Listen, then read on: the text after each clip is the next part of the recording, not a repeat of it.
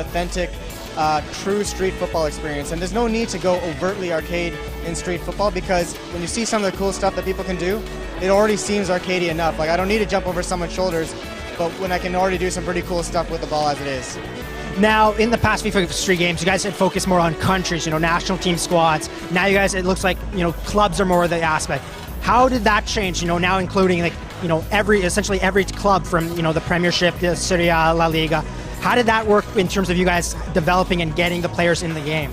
Yeah, I mean, it's really an exercise in licensing. Like, we really wanted to have clubs. Again, it's the feedback from the fans. Like, the national teams are fun to use, sure, but that can't be all. Like, they want to have the clubs. The clubs are what make FIFA really great. The clubs are what's kind of fun. It's fun to see Arsenal versus Chelsea, but it's not just about the clubs, because for a lot of people, it's far too much of a fantasy, too much of a stretch to believe that you can play Arsenal versus Chelsea on a rooftop in Shanghai. Like, that's just not going to happen. We want this game also to be about the team that you build, the team that you create. So we have a whole mode, it's called World Tour, which is all about you creating a team. You jump into a friendly match. If you're a connected gamer, you're going to see friends that have been created by players that have been created by your friends in their own FIFA Street games. They're going to be in your match, and you can build a team with them as part of your squad. And that's a squad that we want you to take on this journey through kind of our World Tour, on this journey through offline modes, online modes, to play in kind of OTP matches and head-to-head matches. Now, last question. When someone, finally picks up FIFA Street, what are you hoping is the first thing that really stands out for them?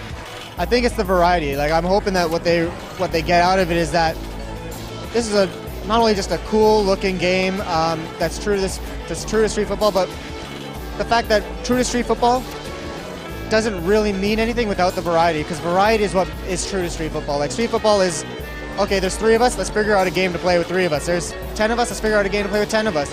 It's coming up with the rules based on who you've got available, and so we want to offer those kinds of things within the game itself. Like I say, with the panel rules, the last man standing, like coming up with different rules, the number of people, coming up with that, and having the environments change the way you play. So the physics of a fence are going to be different than the physics of a wall. The physics of turf is different than concrete versus hardwood flooring.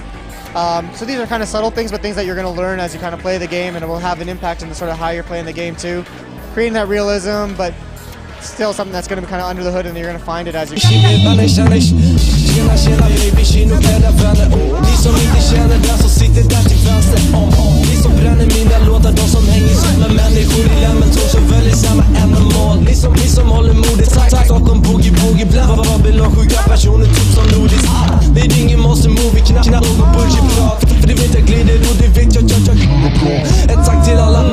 men framförallt ett tack till Laja som baggat hela platta kvar det kan det kutta snurrar celler räcka karusellen slutar aldrig snurra tack vare min vän tack vare min vän